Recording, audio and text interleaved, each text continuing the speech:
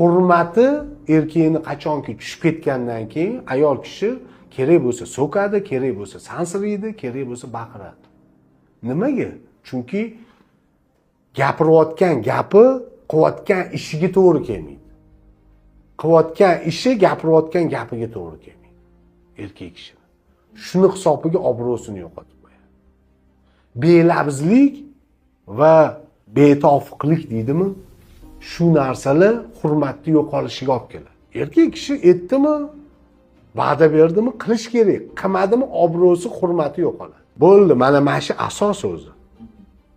Erkak kishining labzi, gapirgan bitta gapi asos bo'lishi kerak ayoliga.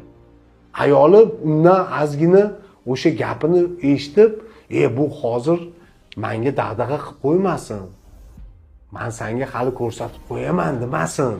Chunki bu labzli erkak.